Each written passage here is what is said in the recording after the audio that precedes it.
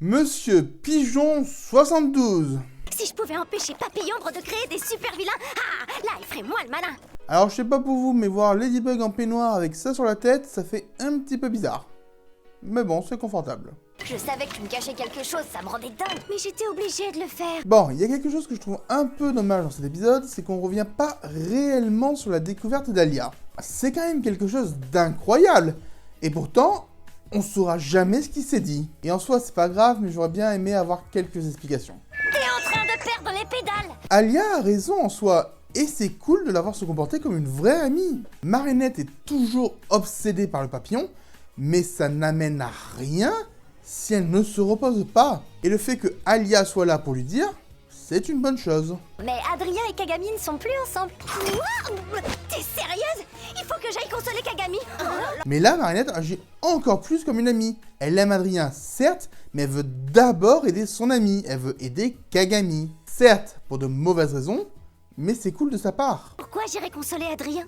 La maison, les 3 enfants, le hamster qui s'appellera je ne sais quoi. Je ne sais quoi, c'est déjà un meilleur nom pour un hamster. Fonce réconforter Kagami si ça t'amuse tant que tu es dehors à respirer l'air pur et à penser à autre chose, ça me convient. Tu sais, il suffit d'une petite acclimatisation et elle respirerait l'air pur. T'es plus seule, tu sais, Marinette. Maintenant, je suis là pour t'aider. Merci, Alia. Ce que j'aime bien avec ce début de saison 4, c'est qu'on a une évolution à chaque épisode. Premier épisode, Marinette va bien, mais c'est compliqué, donc elle part en dépression pour la suite, mais maintenant qu'Alia est là, elle va beaucoup mieux. Bon, en soi, ça manque peut-être de liant, mais c'est pas grave. Kagami! Vous voulez une brioche, Madame Tsurugi? Il y a quelque chose qui est très intéressant avec le personnage de Marinette, c'est son côté débordant d'énergie. Certes, ça la rend cringe aux côtés de Adrien, mais dans ce genre de scène avec les Tsurugi, ça donne une petite touche d'humour qui est pas trop lourde. On a un beau contraste entre le calme des Tsurugi et la tempête Marinette. Cela amène une dissonance dans le type de comportement, qui est un bon type d'humour, je trouve. Marinette, je ne souhaite pas qu'on se réconcilie. Tu t'es sûrement mis en tête que tu n'étais pas à la hauteur. Mais tu as tort, Kagami. Tu es forte, tu es parfaite. En vrai, j'ai tellement pris l'habitude que Kerbu m'interrompt quand je parle de Kagami, que je trouve que ça fait un peu vide là. C'est peut-être parce que Marinette parle pas de Kagami, mais de elle-même. Ah, Kerbu, tu reviens? Non, je passais juste pour te donner la réplique. Salut! Marinette, je ne veux plus être avec Adrien. Il m'a beaucoup déçue. Et donc là, si on avait une héroïne mentalement équilibrée, elle serait juste en train de passer du temps avec son ami et de l'écouter. Sauf qu'on n'a pas une héroïne mentalement équilibrée. Tu es en train de perdre les pédales! C'est bizarre, mais j'ai l'impression d'avoir déjà entendu ça. T'es en train de perdre les pédales. Mais je vois pas le rapport, Plague.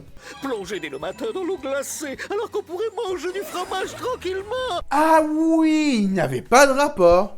C'est juste Plague. Adrien au sommet de la tour Eiffel, baigné de lumière, il s'élance, on filme au ralenti, des colombes s'envolent autour de lui comme si sa chute était infinie.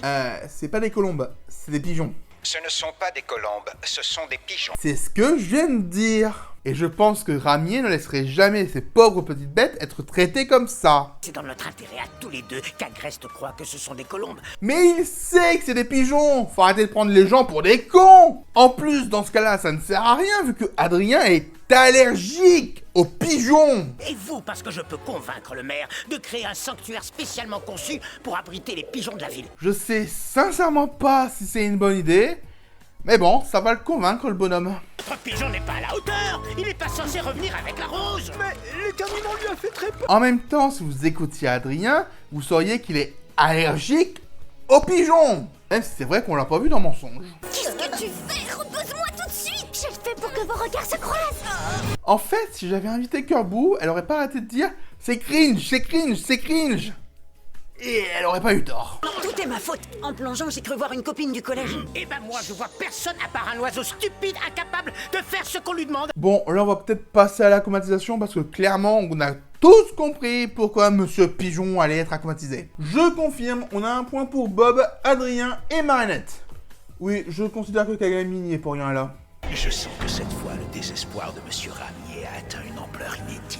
Tu veux dire par rapport aux 71 fois précédentes? Tu sais, on attribue souvent une citation à Albert Einstein qui dit « La folie, c'est de faire toujours la même chose en s'attendant à un résultat différent. » Et clairement, je peux dire que tu es fou, Gabriel.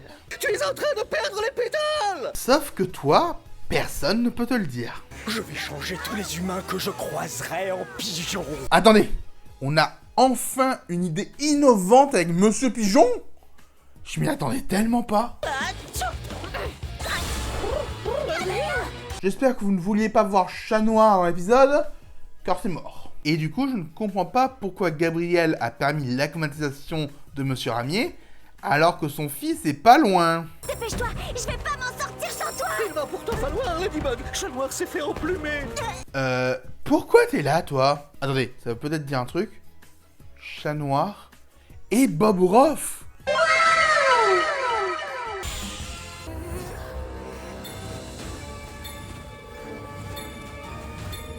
Et là, on va avoir une bonne utilisation du nouveau statu quo de la série. Et mine de rien, la mise en scène le montre très bien. Et maintenant, faisons une analyse de plan. C'est la première fois que l'on voit réellement l'image changer progressivement de la vision normale à la vision Ladybug. On comprend clairement que Marinette a de nouvelles possibilités. Elle doit les envisager, ça demande un peu d'effort, mais elle en est capable. C'était l'analyse de plan. Qu'est-ce que je peux faire? J'ai besoin que Ladybug et Chat Noir attirent Monsieur Pigeon ici. Mirage! Bon, bah finalement, vous verrez un faux chat noir. C'est déjà pas mal, faut pas trop en demander. Tout le monde adore les chatons. Ou en coccinelle, au moins elle porte bonheur. Je n'aurais pas dit mieux. C'est du beau travail, Rena. Il y a un truc que j'aime bien avec le pouvoir de l'illusion, c'est qu'il ne fait pas tout. Le porteur du Miraculous doit vraiment faire attention à ce qu'il fait quand il veut reproduire la réalité. Alors, je ne dis pas qu'il n'est pas aidé par la magie, mais si on y réfléchit, le fait d'observer les gens, c'est quelque chose de super important pour ce porteur. Et comprendre en observant les gens, c'est ce que font de bons journalistes, comme Alia. Ou alors, c'est aussi un boulot pour une actrice. Vous voyez où je veux en venir. Il y a une raison concrète au fait que ce soit Alia et Lila qui soient associés au Miraculous du renard. Je crois que cette Fois, on n'a pas le choix, ma lady. Oui, mon chaton, je crois qu'on va devoir se jeter à l'eau. Oh mon dieu, c'est Figurant 17 et Figurante 11. J'aurais jamais cru que c'était eux. Attrape-les si tu peux. Finalement, qui a besoin d'un porteur quand on a un Kwami? Bloqué. Bye bye, petit papillon. Amuse-toi bien avec tes petits tours de magie, Ladybug. On est d'accord que ça fait quand même 2 fois de suite qu'il se fait battre à cause d'une illusion à la piscine. Quand je dis que Papillon se recycle, J'aimerais vous dire que c'était la dernière fois, Monsieur Ramier, mais c'est un miracle que je n'arrive pas à accomplir. tu pourrais juste lui dire de faire du yoga par exemple. Avec des pigeons s'il veut, hein, ça existe avec des chiens, mais qu'il fasse du yoga quand même. J'en suis pas si sûre. Rena Rouge? Bah, tu pensais qu'elle venait d'où l'illusion? Du magicien? Ça expliquerait pourquoi on ne l'a jamais vue. Tu es Ladybug. Et si en fait ce n'était pas un recueil de règles et de solutions, mais seulement ce que les gardiens ont pu découvrir sur les Miraculous jusqu'ici? Donc ça reste un recueil de règles et de solutions. C'est juste celles qu'on a découvertes. En soi, ça change pas grand-chose. Comme mon pouvoir est celui de la création, tu dois créer. Tes seules limites sont celles que tu t'imposes. Donc même le ciel n'est plus la limite?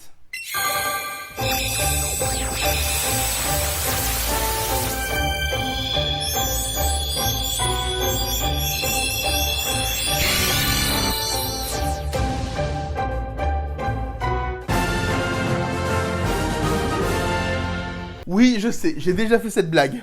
Mais elle marche trop bien. C'est un magical charm. Et théoriquement, ça sert à empêcher de nouvelles acclimatisations. En vrai, c'est surtout pour avoir un segment recyclable dans les prochains épisodes. C'est toi qui rougis, qui bégaye et dis n'importe quoi à chaque fois que tu vois Adrien. Bon, apparemment, Kagami ne savait pas que Marinette est amoureuse, donc maintenant, elle l'a compris, on l'a compris. Allez, next. Waouh, tu l'as gardé depuis tout ce temps? Ah oui, la scène du parapluie.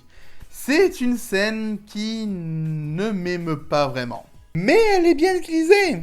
Enfin, presque. Dans un épisode normal de la saison 3 ou de la saison 4, j'aurais dit que c'était normal et que ça montrait l'évolution de Marinette par rapport à Adrien. Sauf que clairement, on n'est pas dans un épisode normal. On est dans Monsieur Pigeon 72. Et du coup, cet épisode me contredit. Pendant tout le visionnage, j'ai trouvé Marinette super cringe et super agaçante. Elle s'était calmée, mais là, j'ai l'impression de revenir à une Marinette du début de la série. de la saison 1, avant son évolution. Donc je donne un point pour le bon rappel qu'est cette scène, mais pas pour l'épisode dont elle est issue.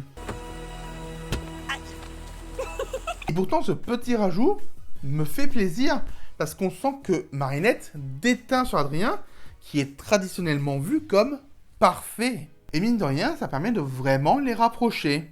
Enfin, surtout Adrien. Donc clairement, cette reprise a un petit côté mignon, et c'est cool que l'épisode se termine sur ça. C'est pas aussi puissant que l'épisode 3, certes, mais ça matche parfaitement avec le nouvel état d'esprit de nos héros. Et c'est comme ça qu'on termine l'introduction de la saison 4. Il y avait beaucoup de choses à amener, beaucoup de choses à changer, ça a pris 4 épisodes, mais c'est fini. Et donc la semaine prochaine, on pourra voir ce que donne un épisode un peu plus classique. Donc on se retrouve samedi prochain pour l'épisode guest de la saison. C'est l'heure de l'évaluation du vilain. Notre vilain en est à sa 72e évaluation. Je vous laisse observer l'évolution de notre élève. Ouais, pas ouf. De plus, transformer des civils en pigeons empêche de récupérer les Miraculous, ce qui est pas très bon. Par contre, ça le rend un peu plus dangereux et un peu plus stylé au niveau des pouvoirs.